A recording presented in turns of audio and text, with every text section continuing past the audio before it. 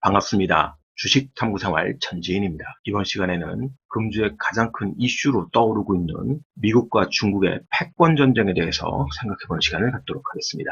주초에는 시장에 큰 영향을 미치지 않았지만 전지인 개인적으로는 상당히 우려스러울 만한 소식이 전해졌는데요. 바로 원유 거래를 하는데 위안화로 결제가 됐다는 소식입니다. 물론 2018년부터 상하이 원유 거래소에서 위안화 결제가 종종 있어 왔습니다. 그러나 그런 위안화 결제는 사실 메이저급 회사가 아니라 중소회사들의 결제였었는데, 이번에는 메이저 회사가 위안화 결제를 했기 때문에 상당히 앞으로 패권 전쟁이 가속화될 수 있는 그런 부분이 있어서 우리는 꼭 짚고 넘어가야 될 그런 뉴스라고 생각을 해요. 자, 뉴스의 내용을 좀 살펴보죠. 영국의 브리티시 페트롤리엄이 상하이 국제에너지 거래소에서 이라크산 원유 300만 배럴을 공급하면서 위안화로 결제를 했습니다. 그동안 중소회사가 위안화 결제를 소규모로 했다 그러면 이번엔 메이저급 회사가 300만 배럴 결제를 했다는 소리예요. 또 세계적인 에너지 무역회사 머큐리아도 8, 9월 달에 위안화로 원유를 거래할 예정이라고 소식이 전해지고 있고요. 달러가 기축통화로 확실히 구축할 수 있었던 배경에는 원유를 결제함에 있어서 달러로 쓰게끔 했기 때문에 그것이 가장 기본 패러다임이 되었었습니다. 그런데 그런 원유 시장에서 위안화로 결제를 한다. 상당한 도전인 거고 중국으로서 넘지 말아야 될 선을 넘어버린 거죠. 그동안 이란이라든지 베네수엘라가 이런 넘지 말아야 되는 선을 넘으면서 미국은 그들에게 강력한 제재를 만들었었고, 결국 이란과 베네수엘라가 어떤 지금 위기에 처해졌는지 다 아시겠죠. 물론 규모면에서 중국은 이란이나 베네수엘라가 따라올 수 없습니다. 그만한 강력한 규제를 할 수 있을지도 의문이고요. 이미 트럼프의 동맹국 강화 정치가 아니라 동맹국 분열의 정치를 지금 하고 있기 때문에 더더욱 중국에 대한 경계는 쉽지가 않은 상황이기도 합니다. 특히 중국 같은 경우는 구매자 위에서 위안화 결제를 요구를 하고 있기 때문에 미국이 그것을 해소시켜주지 못한다 그러면 중국의 이러한 압박은 전 세계적으로 더 가속화될 수도 있는 거예요. 그나마 다행스러운 것은 중국이 공산주의 국가고 아직 위안화가 국제통화로서 갖춰야 될 그런 기본적 요소를 갖추지 못하고 있다는 점. 글로벌 화폐하고의 연동성이라든지 중국 내 금융 개방이라든지 이런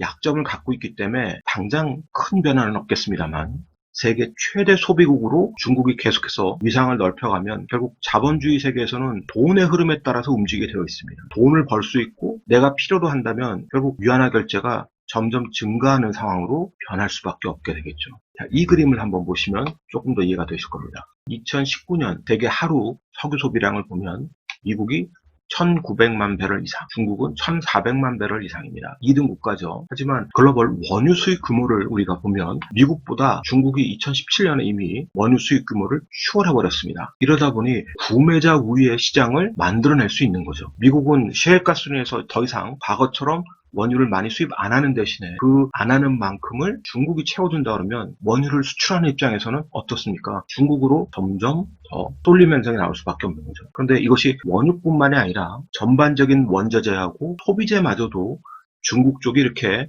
미국보다 더 큰 시장을 만들어낸다 그러면 결국 시장의 패러다임 변할 수밖에 없을 겁니다. 그러나 지금 현재로서는 다행스러운 부분은 패권 야욕을 너무 쉽게 드러내고 있다는 점이 그나마 다행인데요. 미국뿐만 아니라 유로존 쪽에서도 탄압에 이용될 수 있는 기술에 홍콩 수출 제한할 것이다. 화해를 결항했냐?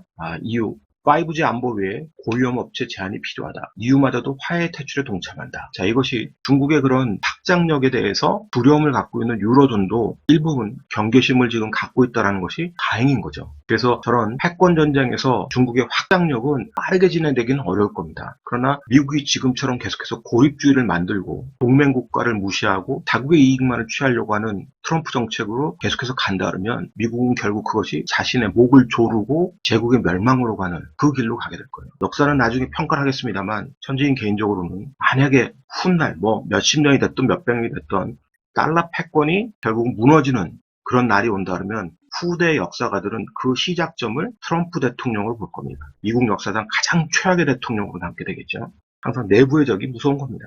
더군다나 시장은 지금 실업급여 청구 건수가 바닥을 찍고 다시 반등하면서 여기에 대한 반응을 더 빨리 보였습니다. 미중 패권 전쟁에 대한 반응보다는 보시다시피 실업수당 청구 건수가 로딱 사태 이후 급증했다가 쭉 줄어들고 있죠. 추세적으로 줄어들고 있었는데 6월 이후에 이 줄어드는 폭이 감소하기 시작하더니 7월 달 들어서 더는 줄어들지 않을 것처럼 보이고 다시 반등했다는 겁니다. 다시 140만 명이 넘는 그런 실업수당 청구 건수가 나왔습니다. 이렇게 추세적으로 올라가면 어떻게 될까요? 시장에 대한 두려움과 경계심은 그동안 유동성의 폭풍 장세에서 보였던 차익 실현 욕구를 만들어낼 겁니다. 그런 차익 실현 욕구로 인해서 변동성이 확대된다 그러면 매도가 매도를 부르는 알고리즘이 작동할 수도 있는 겁니다. 그래서 우리는 지금 시장을 바라볼 때 냉정한 시각을 좀 바라볼 필요가 있는 거고요. 그나마 희망적인 것은 역시 유동성입니다. 자, 이유가 경제 회복을 위해서 1030조 원 지원에 합의를 했습니다. 그동안 말도 많고 탈도 많았죠. 뭐 대출이다, 보조금이다 말도 많았는데 보조금과 대출을 믹스하면서 1030조 원이나 되는 어마무시한 유동성을 공급하기로 일단 합의를 했어요. 더군다나 이제 미국도 추가 재정 부양책에 대한 기대감이 아직은 남아있죠. 그러나 시장이 원하는 3조 달러 규모가 될지 1조 달러 규모가 될지는 상원을 통과해 봐야 합니다. 어느 정도 지금 합의를 지금 도출해낸 상황으로 보여지는데요. 과연 공화당이 원하는 1조 달러 수준으로 될지 아니면 민주당이 원하는 3조 달러 수준으로 될지는 좀 더 지켜봐야 되겠죠. 그런데 그런 것도 시장 충격이 확실하게 전해지면 조금 더 땡겨질 수도 있고 규모도 공화당이 생각하는 규모보다 1조 달러보다 늘어날 수도 있겠죠. 그런데 지금 같은 시장 상황에서는 크게 늘어나기는 어렵죠. 시장 충격을 받는 뭔가 또 발작이 나와야 될 겁니다. 증시 조정 속에서 우리가 또 눈여겨봐야 될 지표가 있는데요. 바로 달러의 흐름과 미국 국제시장의 흐름입니다. 달러 지수 선물은 6월달 들어서 급격하게 지금 하락하는 모습을 보여주고 있고요. 달러의 가치가 떨어지면 미국 국채 가격은 반대로 떨어져야 되겠죠. 달러의 가치가 떨어지니까 미국 국채도 금리가 올라야 됨에도 불구하고 미국 국채의 금리는 계속 저점을 향해 가고 있습니다.